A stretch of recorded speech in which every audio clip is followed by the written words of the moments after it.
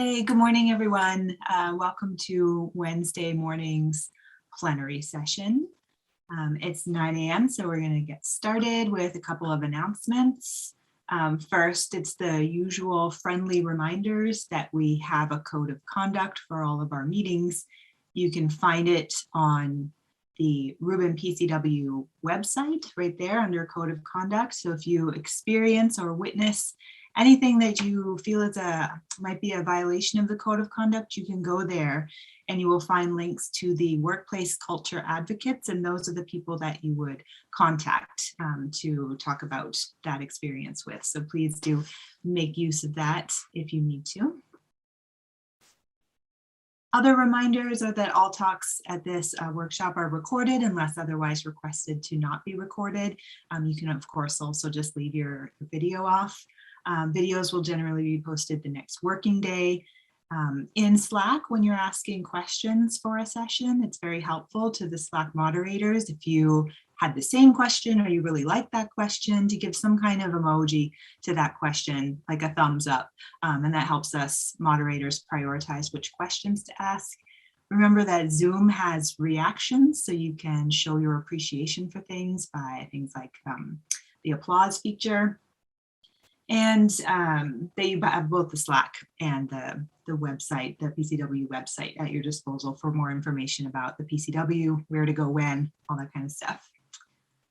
A couple of announcements this morning. One is a reminder to all of our session chairs to fill in your summary slide for the Friday breakout summary session. You will have an email from Rand Paul in your inbox with the link to those slides. Second reminder is that today's social media theme is behind the scenes Rubin.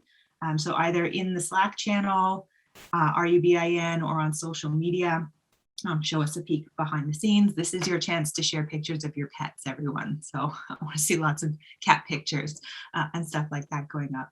Third announcement is that there's a social event later today after the last session ends, and it's virtual board games. You can find it in the agenda. The links in the agenda. You can go to the PCW Board Games Slack channel. You can find some instructions there. Sophie Reed, Ian Sullivan, and John Pareko have been putting together instructions, and they'll be leading you through the instructions for how to play virtual board games today. And the fourth reminder, just as a double reminder really, that the video recordings of the sessions, they take work to produce. So they're not just like automatically available right after a session ends. And that's why that you usually have to wait one day before they are available. So we thank you for your patience with the video recordings. Now let's move on to the main event. Today's plenary is the LSST Science Collaborations report. And we're going to be hearing from Federica Bianco. She's the Science Collaborations Coordinator. And Fed, I know I saw you here, so I'm going to stop my screen share and let you take over. You have seen me, but I can't quite take over yet until I become co-host, and I cannot share my screen, but they're working on it in the background. Okay. So just a second of patience. I am now a co-host, so hello, you can see me, yes. Great. And I can share my screen. I hope you can see my screen, which is going to go in presentation mode in a second on not the first slide, because I didn't think about that, but here we go.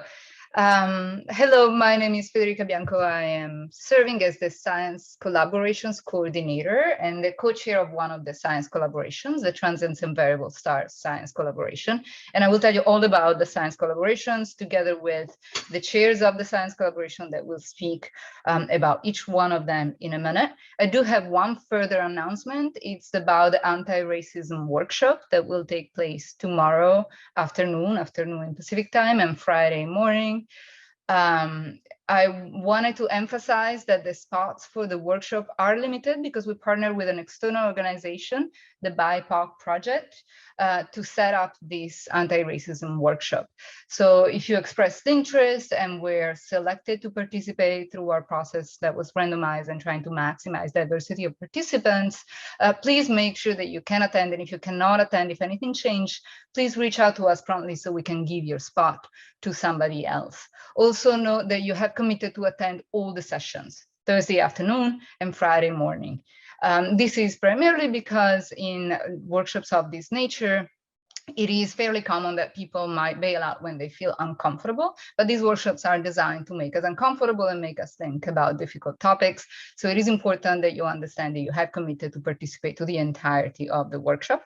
There is some preparatory work to do. You have received the material about it by email if you were selected as a participant. There's also a Slack channel, which we ask you to please join promptly if you're participants, dedicated to the anti-racism workshop, and you can see the document that the BIPROC project has shared for preparing for the workshop there. And the preparation includes reviewing that document, and there are links in that document if you can and want to also view and read more material. Finally, the breakout rooms during this workshop will be organized on the basis of the sign-up information that you gave us. That means that you have to log in with your with the same email address that you signed up with into the Zoom room tomorrow. If you want to use a different email, that's no problem. You just need to let us know so that we can rearrange the breakout room spreadsheets. So just let us know by email. I want to acknowledge the support of the LSST Corporation that responded to the proposal to organize this workshop that was PI'd by Andres Plazas Malagon, who you see on the right. He is really the brainpower behind the idea of the workshop. The corporation stepped up to support with funding, and Noir Lab augmented that funding and helped us reach the necessary amount to recruit the BIPROC project to work with us. I also want to thank from the depths of my heart Rampel Gill, who was indispensable in organizing the workshop within the PCW, and also congratulate her on the prize that she just received, the Aura DEI Award, which is so well deserved because she's worked tirelessly for to make Rubin altogether a more equitable space. And with that, I'm going to move on to talking about the science collaborations.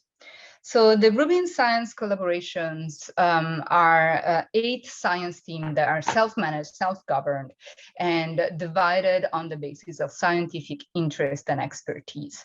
There's the AGN Science Collaborations, the Strong Lensing Science Collaborations, the Solar System Science Collaboration, the Galaxies Science Collaboration, Stars Milky Way Local Volume Science Collaboration, Transients and Variable Stars Science Collaboration, and the DESC, the Dark Energy Science Collaboration. And last but certainly not least, although a little bit different because it focuses on methodological expertise rather than domain expertise, the Informatic and Statistics Science Collaborations. These science collaborations are preparing to do Rubin LSST science. And the reason why they exist is that the funding structure of Rubin is a little bit different from your traditional survey. Rubin doesn't have its own science team that is tasked with produce specific scientific results from the survey.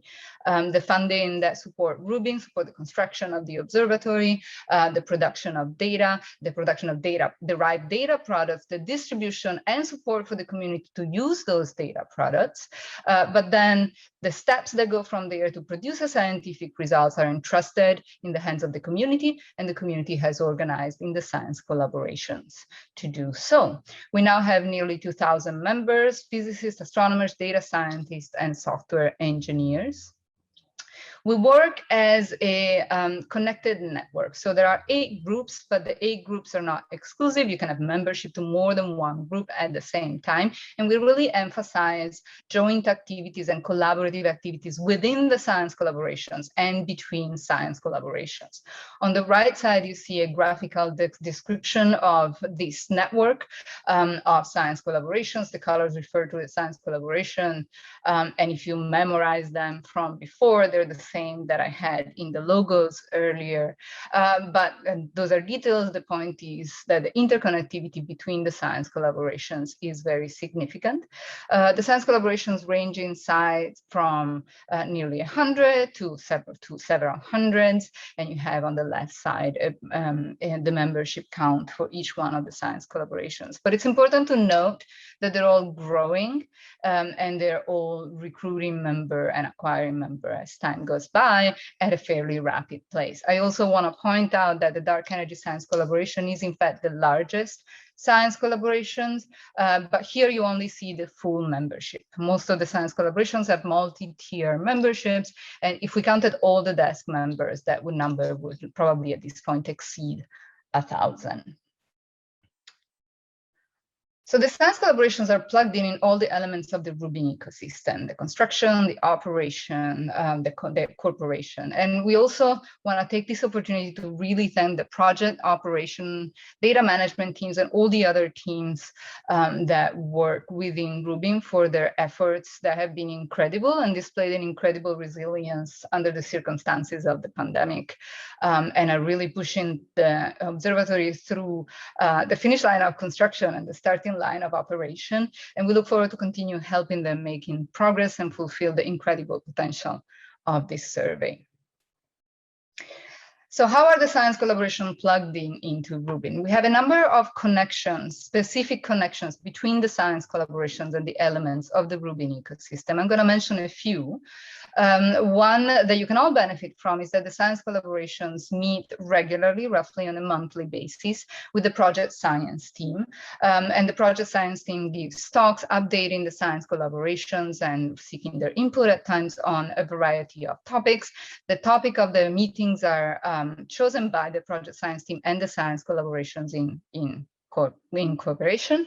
And the participants are the project team and the science collaborations live at the talk, but then the videos of the talks are distributed through this YouTube live channel. You have a link at the bottom right, so that the entire world can benefit from these discussions.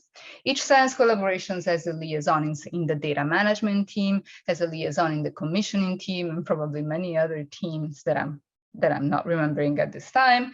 We have representation in most Rubin working groups, probably all of them. For example, the Rubin Euclid Joint Data Products Group. We have representation in the Contribution Evaluation Committee, the CEC that evaluates international contribution, and I'll say a little bit more about that in a second. We have representation on the Science Advisory Committee. We have representation on the Research Inclusion Committee, and we have an advisory committee of the science collaboration embedded in the LSST corporation executive boards that helps the corporation design programs and solicit funds for programs that support the science collaboration, and through the science collaboration, the entire scientific community, to maximize and optimize the preparation to the survey. Let me mention the representation in the CEC, the Contribution Evaluation Committee.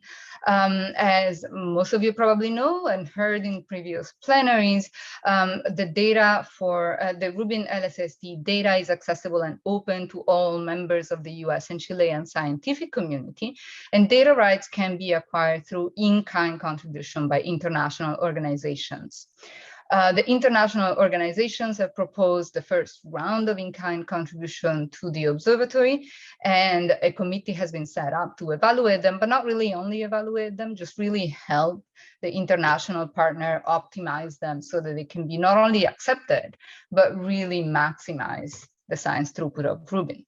These contributions have by mandate to benefit the entire US and Chilean community, but most of the contribution will be set up through the science collaboration. An example of these may be software contributions. The science collaborations being in the process of preparing for Rubin, having been in this process for a long time, are in the best position to help design software for data analysis that can lead to scientific results with Rubin, and will work hand in hand with the international contributions to develop this software. Of course, other contributions are also possible, telescope time, etc. This map that you see on the right is a slight modification over the map that you saw in yesterday's plenary. This is not necessarily a map of the users of LSST, of the potential user, expected users, but it's a map of the participation in the science collaborations.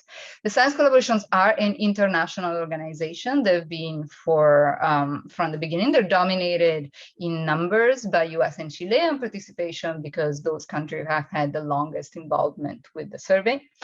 But and especially through the Contribution Evaluation Committee, through the in-kind process, members from a variety of nations and countries have joined the science collaboration to work with us on developing the in-kind contributions. Which brings me to Actually, not quite yet. I will tell you in a second how you can become a member and what are membership rules. But I wanted to give you a flavor of some of the contributions that the Science Collaboration have had over the years into the development of the Rubin concept and the refinement of the survey plan. Perhaps the most obvious example is the participation in the Rubin survey strategy design that the Science Collaboration have been consistently contributing to.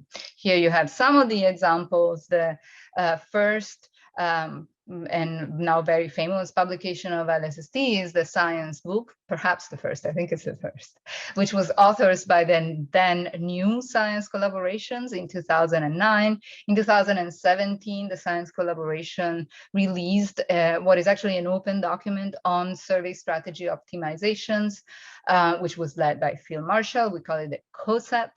And later contribute to the white paper survey strategy call in 2018 and the cadence note survey strategy call in 2021.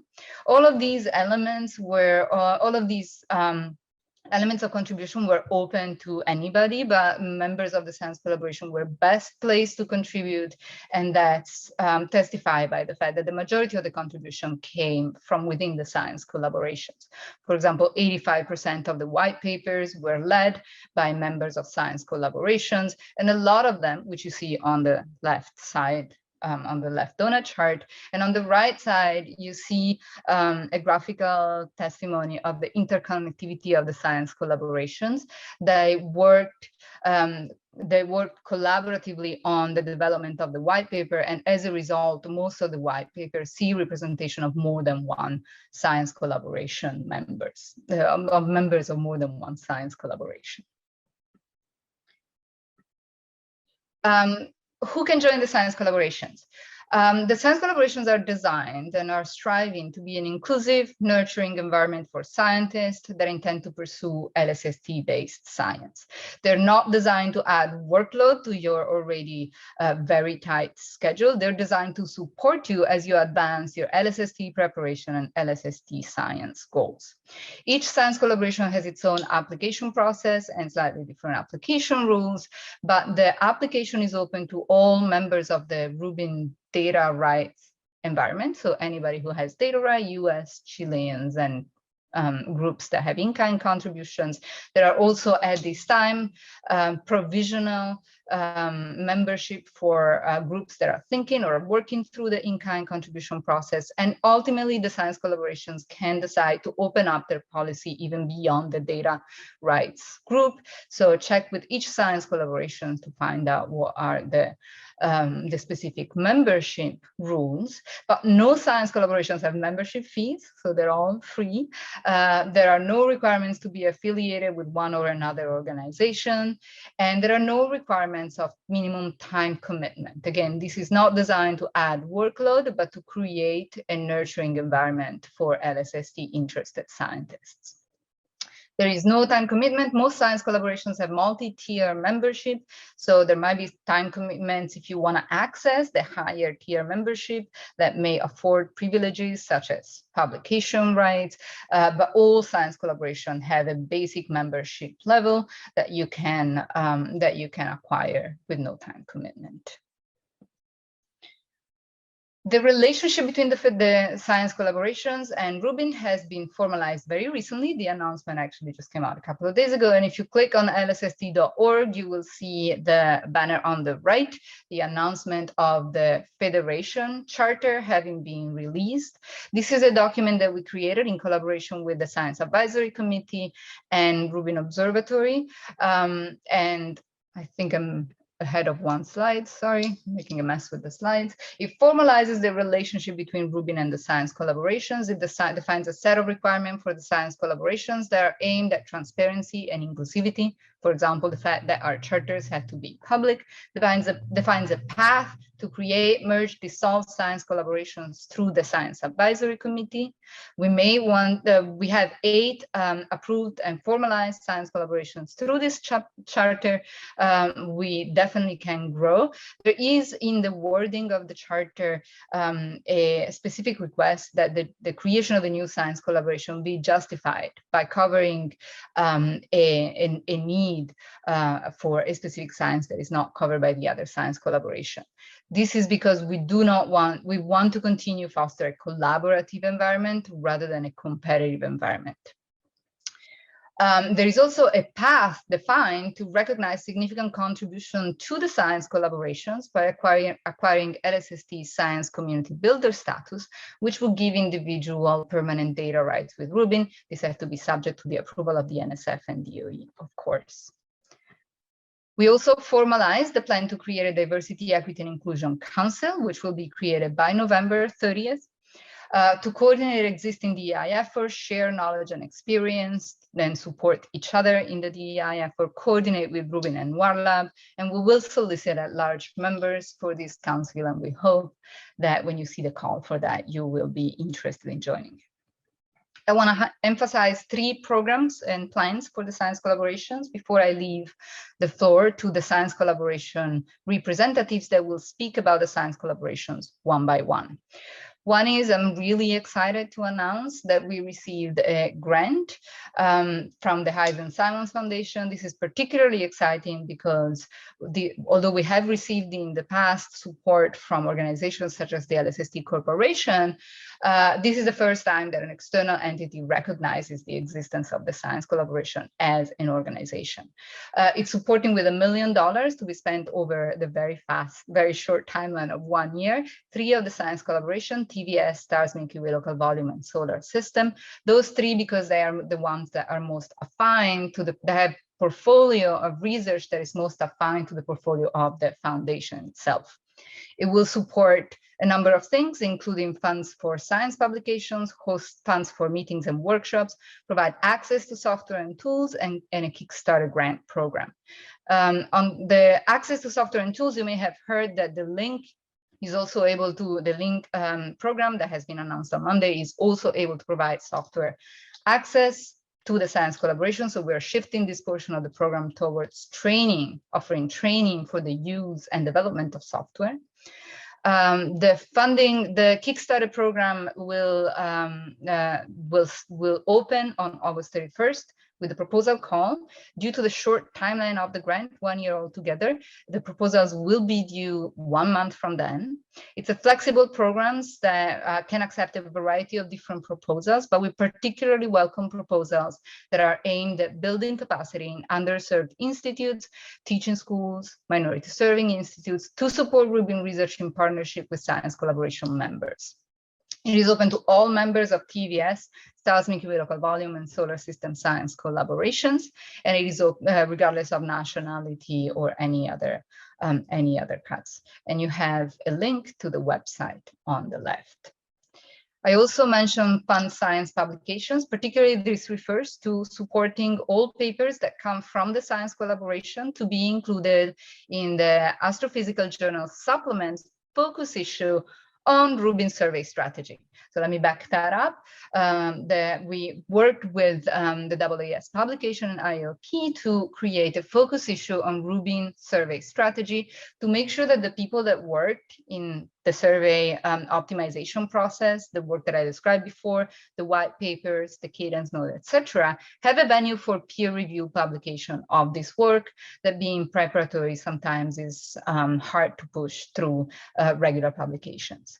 I will talk more about it today in the afternoon at the survey strategy session, so please don't miss the survey strategy session if you want to find out more about it. But the point is, this HSF grant will support publication to this issue by any member of any of the 8 science collaboration, not only the 3 that I mentioned earlier that have access to the small grants program. I want to emphasize that I want to announce that we will have a science collaborations. Sorry, I'm going back because I'm missing one slide. I think my slides are double clicking.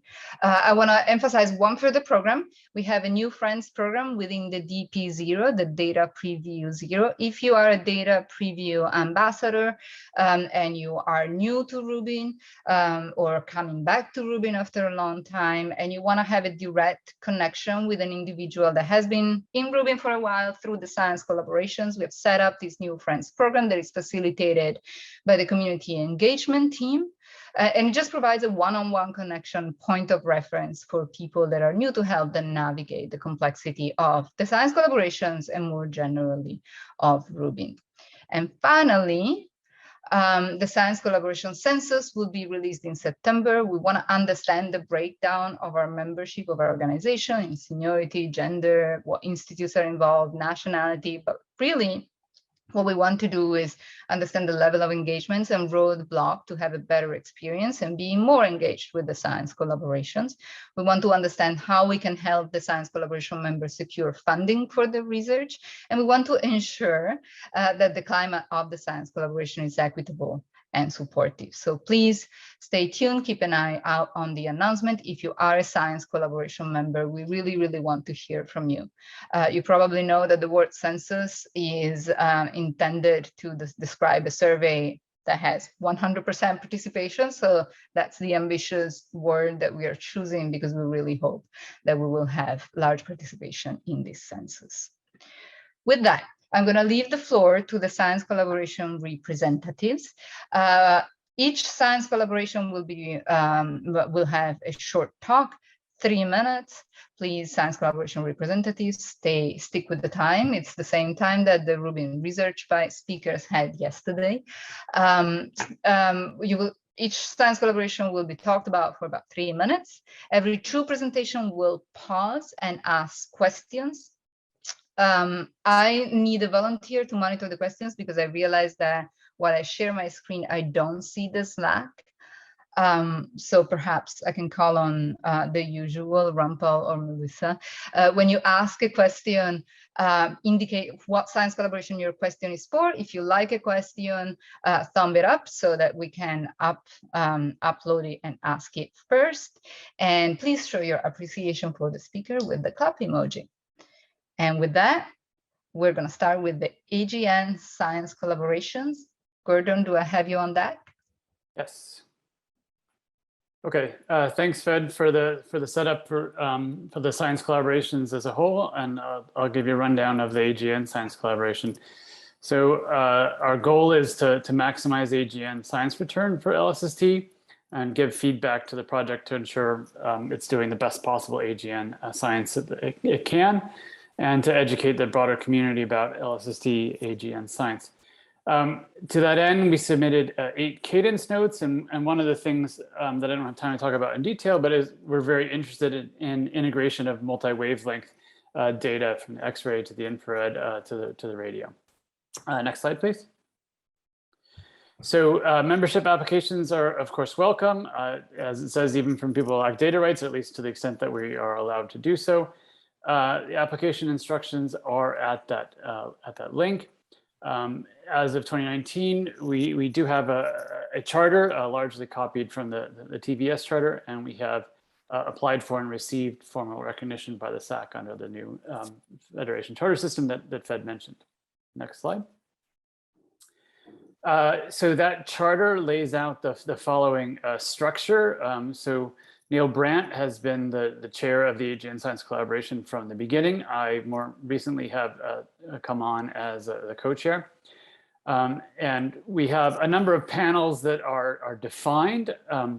Not all of them are currently populated, as we have 107 members, but right now only 9 full members. And so we're looking for ways to sort of ramp up everyone's participation, and so we can fill out some of those panels.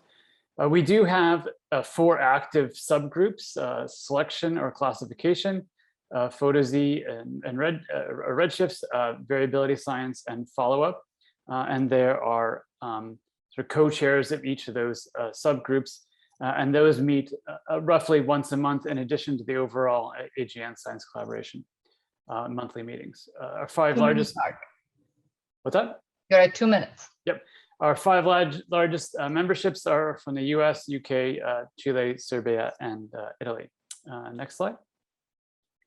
And actually, this is my last. So we don't have any specific PCW discussions scheduled, as we just had a 3-day virtual meeting. The link that I give there has the minutes from each of those days and actually the recordings of the presentations. And I want to advertise an ongoing data challenge to get people used to the LSST data model and how that will be different from SDSS, and that includes both photometry and time domain analysis. And I'll stop there. Thanks. Thank you, Gordon. Next, Informatics and Statistics Science Collaboration. Yep, that's me. I'm Tom Laredo. Hello. I'm one of the co-chairs of the ISSC with Chad Schaefer. The ISSC is a bit of a latecomer. The other SCs were formed around 2006. We were formed in 2009 in response to a proposal for new science collaborations, and that's why we don't have a chapter in the science book. Our mission is to try to optimize LSST science by building connections between astronomers and information scientists, two-way connections. Providing consultation opportunities, stimulating and guiding new methodological research, and trying to coordinate developments across the SCs. So the image on the right here, the figure on the right, is a network diagram where the open dots are the all the SCs, area proportional to membership. And the small dots are the ISSC members and showing their connections to the other SCs. We're trying to be something like a hub that's building connections with the other SCs. We have 102 members. We've grown by about 25% just in the last year. Next slide. So our structure and our activities are on this slide. So we have a management team of 2 co-chairs and then a core leadership team that helps with kind of management type tasks of 5 members shown on the left there. Rather than go through the list, I just want to point out that the main guiding principle for the leadership has been trying to balance representation from astronomy and the information sciences. So for example, I'm the astronomer member of the chair team and Chad is the statistician or information science member. And similarly, our core team is about half and half split. Some recent example activities are we try to have regular webinars. This list is actually meant partly to give credit to people who are particularly active in the collaboration. So Hyun-Suk Tak at Penn State is now the facilitator for these webinars, which are organized jointly with the Center for Astrostatistics there. Alex and Francois organized a set of enabling science proposals that teamed up other SC members with ISSC members with coordinating expertise. There's a supernova machine learning topical team and just some other activities you can see and active members you can see down below. Next slide. Here at the PCW, because of our kind of hub role, we're involved in several different sessions, but the session that's most directly related to the ISSC was organized again by Alex and Francois, a kind of good team in the ISSC on helping with machine learning and statistics. And that happened yesterday, so catch the recording on that. And there's still some discussion going on Slack about that. And we've had contributions in many other sessions. Some prominent ones that just came immediately to mind are Eric Feigelson's talk on statistical issues about time series features, and then Matthew Graham and Ashish Mahabal, very active members of the ISSC, presented on the Babamol brokering in a box broker during yesterday's broker session. Okay, last slide. You're out of time, so real quick. Okay, because we started, the ISSC was formed late. We don't have a charter. The one thing I want you to take away from this is a good time to join. You could help us with a new charter. That's it. Excellent. So I want to open the floor for questions for these specific 2 science collaborations, if there are any.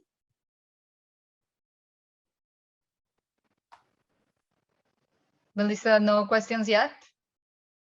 All right, you'll get a chance to ask questions to these science collaborations at the next round after the next two talks if you haven't made it yet. So we'll break, a reminder, we'll break every 2 talks to ask direct questions to the science collaborations. So the next talk is by the desk. Katrin, do I have you on deck? Yeah, you have me here. Thank you very much. I will provide a brief overview about the Dark Energy Science Collaboration, or short DESC. The slides show you in a nutshell what DESC is all about. Our scientific aim is to explore the physics of the dark universe with the unprecedented statistical power of the data from Rubin's LSST. In particular, we want to understand the nature of dark energy, find out more about dark matter, constrain neutrino physics, and also investigate the physics of the very early universe. Our objectives, which you can explore in much more detail on our webpage, are to carry out accurate cosmology using methods that can take best advantage of the data, continue to build a vibrant and inclusive scientific community, build robust pipelines that enable us to meet the LSST big data challenge, and to continuously learn from each other. So that is very, very important, learn from each other and also from the other science collaborations and the Rubin team. Our approach combines 5 powerful cosmological probes, namely clusters of galaxies, large-scale structure measurements, supernova constraints, and weak and strong lensing. What keeps us up at night? Systematics. The statistical power of the LSST dataset will be enormous, but we can only take full advantage of it if we understand the systematics at a good enough level. Our requirements are laid out in the DESC science requirement document, and they are still being refined, and our plan to first light is laid out in the DESC science roadmap. You can explore all of these documents via the links that are provided in the slide, or go to our webpage where you can find more information. Next slide, please. A brief science highlight is the delivery of the Data Challenge 2, or DC2, which led actually to the first DESC key paper. DC2 is a simulated LSST-like dataset covering 300 square degrees on the sky over a 5-year observing campaign. And you can see here on the left an image showing where DC2 is located on the real sky, and a zoom into the actual simulation of one tract. The dataset is very valuable for testing and developing pipelines. And if you are part of the Rubin's Data Preview 0, you might have looked at DC2 data already as part of this. We made the data publicly available via the LSST DESC data portal, so you can explore them in more detail. More information can be found in our papers that are linked here. Next slide, please. A very quick run through the DESC structure. DESC is structured around currently 16 working groups, which in turn are organized within a technical, an analysis, and a computing and simulation area. This image shows you the different working groups, and it's important to recognize that the interaction between the working groups is vital to our success. So what we try to portray here in this image is that we all live together in the DESC collaborative ecosystem and really try to do a lot of crosstalk. And next slide. And you're at the 2-minute mark. Yep, and I'm almost done. I'm talking fast. Finally, a quick note on how you can become a DESC member. So currently we have more than 1,100 members, and more than 230 are actually full members. Currently, if you have data rights or you have a path to data rights via international contributions, you can simply apply for DESC membership at the link that is given here. You will be asked to read and agree to our policies, and then you will receive some introductory material that will get you started as a member of the DESC community. Finally, our current and near-term plans include continuous engagement with the Rubin data previews. And here you can see an example on the right that is an image that Claire Alice Aubert generated as part of DP01. So that's actually, we were very excited about that. The image shows the PSF size from stars for a single visit. Claire is currently the co-lead of the Junior DESC organization, or short JUDO, which represents and advances the interest of junior people in DESC. And that just, so DESC, as I said before, is very concerned about inclusivity, making sure that everybody feels comfortable, and the junior people in particular. We also continue to develop key analysis and processing pipelines on simulated and precursor data. And finally, it's very important to us to continue to build strong collaborations with the Rubin Observatory, the other science collaborations, and also groups beyond LSST. Thank you very much. Thank you. And the next science collaboration is the Solar System Science Collaboration. Meg, are you here? Yes. Hi, I'm Meg Schwam. So I just wanted to highlight what is it that's interesting about Solar System Science with Rubin before we get into what we do as a collaboration. So basically, Rubin's going to give us some order of magnitude more objects than we've found in the solar system before, over 1 billion observations and multi-filters over 10 years. So our job as a science collaboration is really to help organize and galvanize the community so that planetary astronomers can use this data set and maximize the science return for solar system science. Next slide. So what we're trying to do is by dividing into these working groups. So here you see the leadership team and our structure. And basically we've divided the Solar System Science Collaboration within basically broadly the different small body populations within the solar system, as well as including community software and infrastructure as its own working group.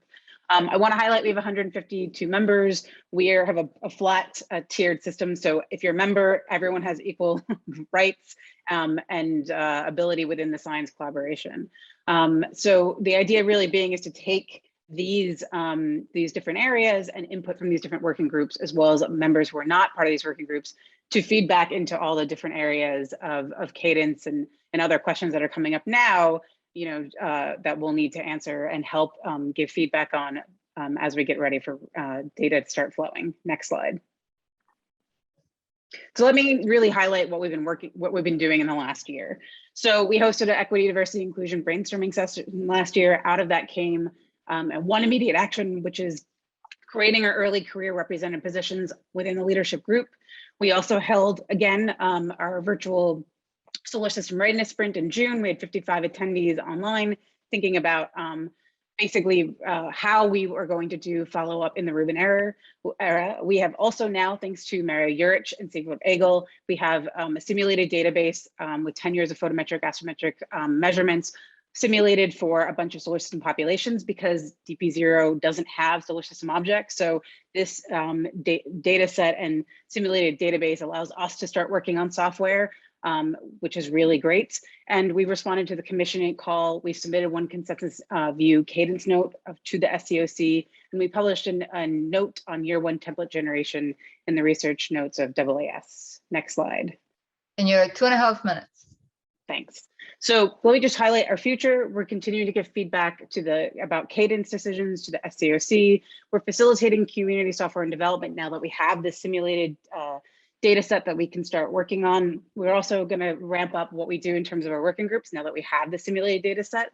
And also we're going to really start trying to figure out in more conversations that we just started in our last sprint, but what is our role in terms of follow-up and how the Solar System Science Collaboration can facilitate large observing proposals as we get closer to operations. Thank you, Meg. And with that, do we have any questions for the desk or the Solar System Science Collaboration?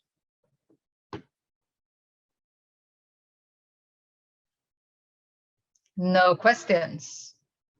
As a reminder, you can ask us questions about what we do, who we are, how we do what we do, and you can ask them on the Slack preferentially. Don't use the Zoom chat. I will say there were some questions in the Slack, but we're answering them in the Slack as well. Oh, okay. Yes. Okay, that makes me feel slightly better. I was a bit concerned. Maybe we're alone. Okay, so let's move on to the Strong Lensing Science Collaboration. Timo, I think you're speaking for the Science Collaboration. Are you here? I am here. Can you hear me? Yes. Okay, thank you, Fred.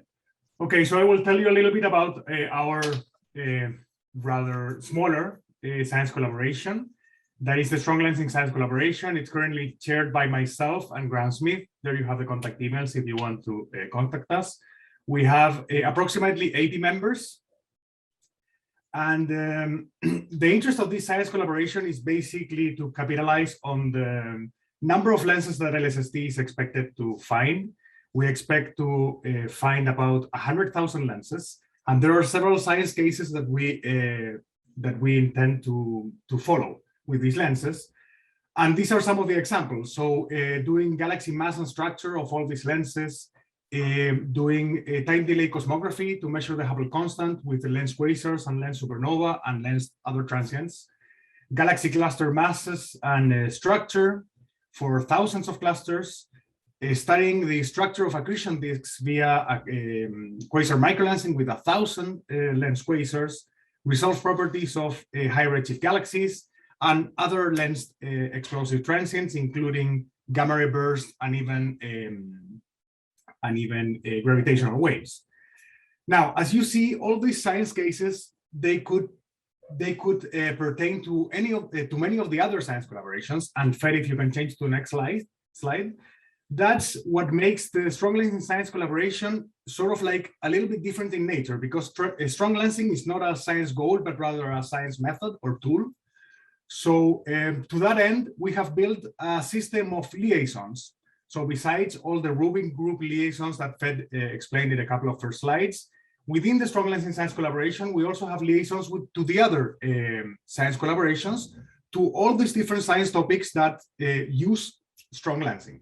And here you can see the names of these people. And if you're interested in this, or if you are a member of another science collaboration, don't want to be a member of the strong lensing science collaboration, which I must say you should anyway, you can contact that person that is also a member of your science collaboration for any links with strong lensing.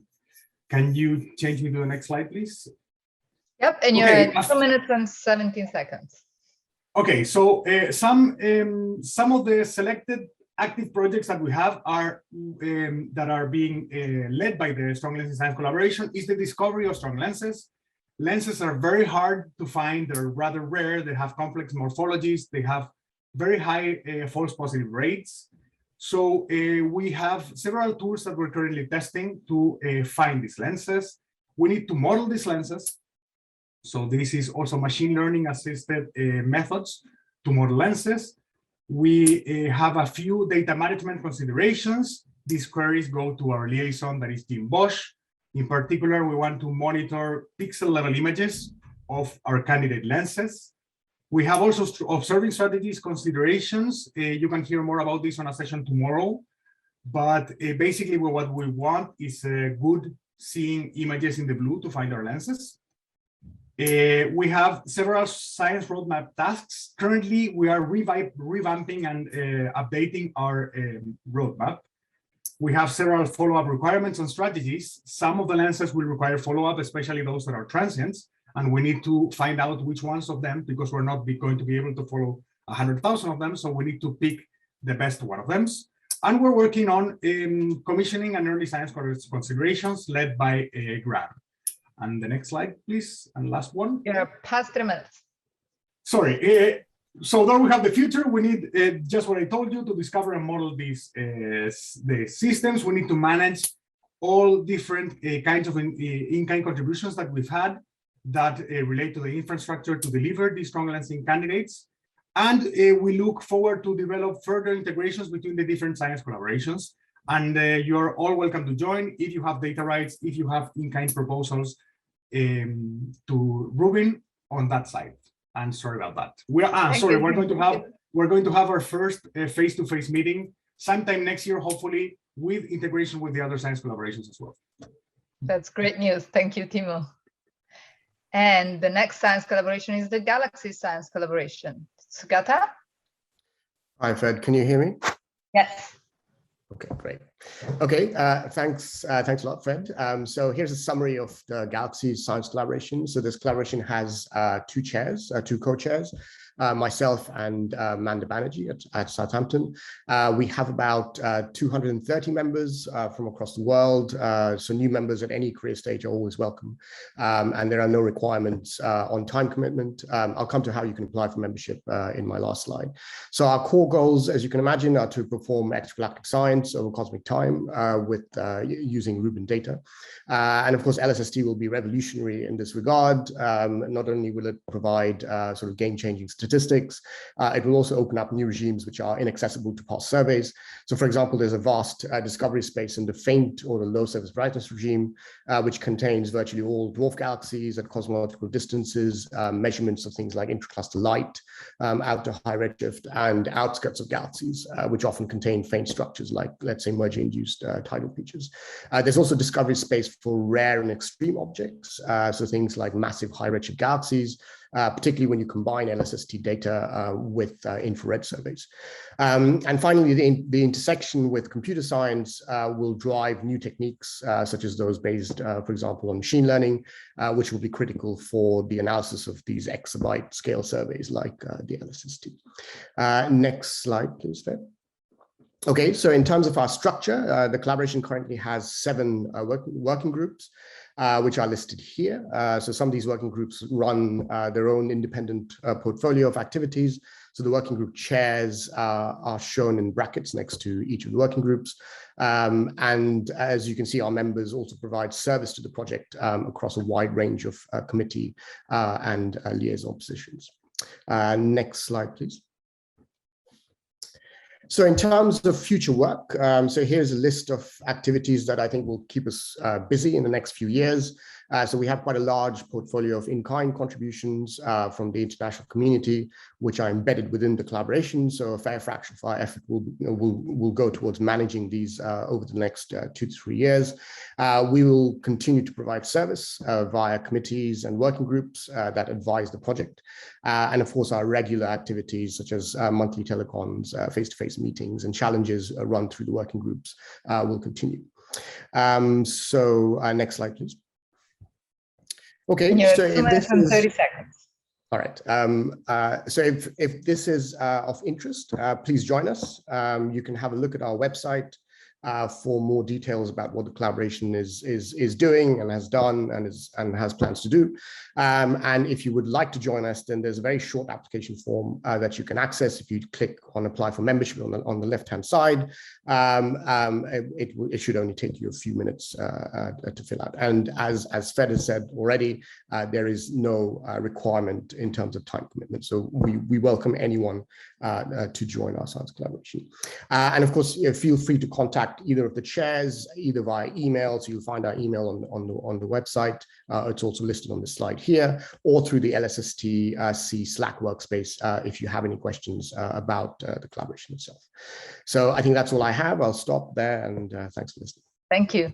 Melissa, do we have any questions that we should answer live for Strong Lensing or Galaxy Science Collaboration?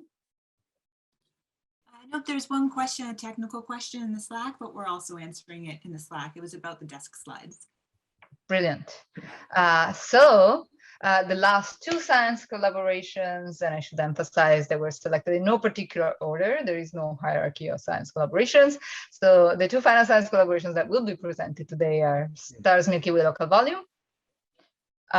Will, do I have you on deck? Yep, I'm here. Can you hear me? Yes. Wonderful. Thank you very much, Fed. Hello, everybody. As you can read here, the STARS Milky Way local volume science collaboration has the remit to understand the accretion history and structure of the Milky Way galaxy and the local volume and the fundamental properties of stars within 300 parsecs of the sun, which is obviously a hugely broad remit that includes, but is not limited to, the key pillar of LSST science, of course, of mapping the Milky Way. I'm showing a couple of older figures for a couple of examples of the kind of investigations the collaboration does. To help advance that, the collaboration structure and activities are really keyed around 2 big parts of that. One is to help the science community prepare for LSST and Rubin Observatory in operation. So what kind of science can we do? But also to provide input to the project to help Rubin enable as much galactic and local volume science as possible. Next slide, please. So it's such a huge science remit. We have a fairly large footprint in terms of SMWLB science across this workshop. I've highlighted just 4 examples from this week that those that have passed, I'm sure you can view their recordings for. Lots of Rubin research bites, star cluster science, and then 2 sessions still in the future about that second part of helping the project help galactic and stellar science. There's a survey strategy session and a session on crowded stellar fields on Friday, and the chairs are listed. Next slide, please. So this is our structure. Since formation, we've had 7 science working groups, which I will let you read. In the last year, most of our sort of pan science working group activity is focused on observing strategy. For example, we've been having regular hack days to help advance survey strategy, and ultimately SMWV contributed to, I think we led 6 cadence notes this year, but our members contributed to many more than that. We've also recently started ramping up our efforts for crowded fields. There's a crowded fields task force led by Mike Rich, which includes working on precursor data, strategy implications, and simulations. One thing you'll notice in the list of science working groups is there are lots of gaps in the lists of co-chairs. And this is really my punchline for this talk, is that there are many opportunities to get involved to help us out and to help advance your science. So I encourage anybody interested in contributing to these science areas to reach out to any of the co-chairs, John Giesis, Peregrine McGeehee, or myself, if you have questions about any of this. Next slide, please. And you're near the 3 minutes mark. Okay, I'll just wrap up pretty quickly then. So as you can read, effort is needed on everything we do. We welcome all input. To join, there's a link here you can click on, which will take you through our membership policy and membership page. But just to watch out, what to watch out for, we will immediately be continuing the input we've been providing to the project in terms of survey strategy, in terms of commissioning, in terms of crowded fields. We're excited to further develop the science considerations we want LSSC to do, including near-field cosmology, low surface brightness science, and like other collaborations, the roadmap. But I think most importantly, we want to expand participation. Our membership is currently very top heavy in terms of, we have a lot of senior research scientists and faculty, but we're very interested in new ideas from early career researchers. So in addition to, as you can see when you click on it, maintaining and updating the website and completing our federation process and modernizing the structure, we're really interested in bringing on board early career researchers if possible. So like it says in the punchline, please reach out to us if you have questions, and thank you very much. Thank you. And finally, the Transients and Variable Star Science Collaboration. Rachel, are you there? I am. Thanks very much, Fred. So as the name suggests, the Transients and Variable Stars Collaboration are as broad as the name, and we have topical subgroups dedicated to the study of time domain phenomena in both galactic and extragalactic environments and at all time and energy scales. And we also encourage interdisciplinary groups who are dedicated to developing methodologies that broadly benefit all of our science. And examples of that include the Identification of Anomalies and True Novelties group. We're one of the largest science collaborations, and we have over 250 members around the world. Next slide, please. In addition to our 13 scientific subgroups, TVS has a Justice, Equity, Diversity and Inclusion group, whose goal is to guide TVS to becoming a more equitable research community and overcoming barriers to opportunity. We also create task forces on an annual basis, and these groups draw together expertise from many of our different science groups to tackle specific challenges that are of timely relevance to LSST preparations. This year's task forces are dedicated to survey strategy, to a range of projects taking place under Data Preview 0 and survey commissioning. And we have a very successful multi-year task force focusing on precision photometry in crowded field data. Next slide, please. We've also recently started a software group whose goal is to define requirements for the software that we will need to achieve our science goals. The development effort is available to support these projects through the Rubin in-kind process. So we invite members to share project ideas that they would like to work on and take advantage of this personnel and work effort available to make that project a reality. So I encourage you to check out the form that is linked from the slide and also from the TVS website. And we'd like input by September the 12th, please. Next slide, please. Sorry. TVS members are contributing to many of the sessions at this year's PCW, but I would particularly like to highlight the survey strategy session organized by Sarah Bonito on tomorrow. Which is intended to be a chance to really compare notes of work on survey strategy across the different science collaborations. TVS is also strongly supporting the anti-racism workshop that is going on in parallel this week. So I encourage everyone to attend that if you can.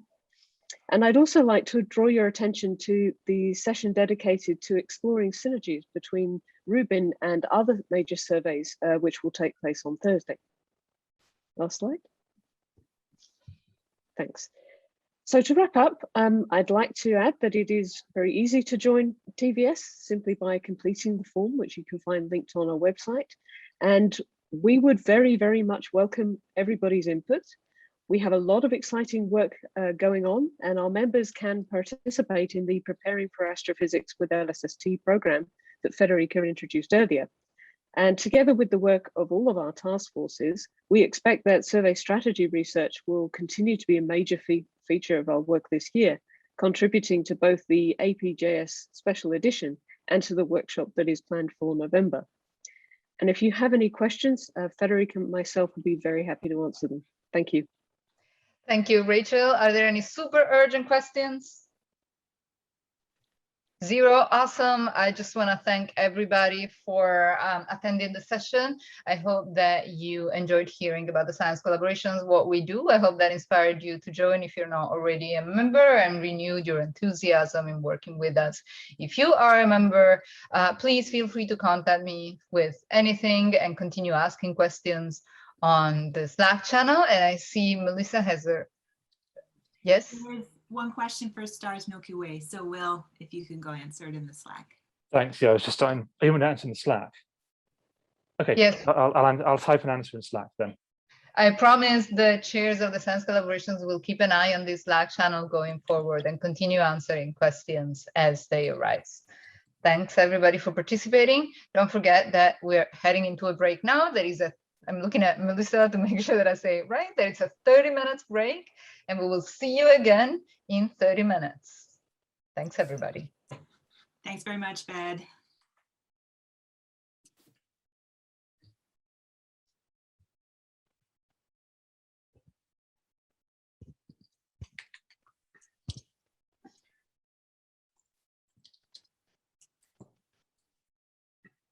Gonna stick around in case.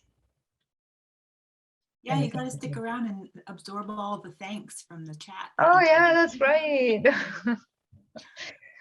Thanks to all the chairs, y'all were awesome and stuck with the time. Yeah, that was perfect. Yeah, we finished like on the dot. Like it literally switched the time as I was saying that we're done. Yeah, very proud of that. I had little to do with it, but I'm still very proud of it. And thank you for the moderating, or keeping an eye on the questions. I didn't realize that I needed 2 laptops. I didn't think about that. Yeah, no worries. It's we were aware. Yeah. So when I teach and when I give talks, I use slides.com precisely for that reason, because it's browser based. But so is the slide. So is Google Slides. But I can put in presentation mode on that, on the tab only, so that I can have my screen and have all the other apps on while that tab is in presentation mode with slides.com. Yeah, I think it's really valuable. That is cool. Indispensable when you teach, actually, because otherwise.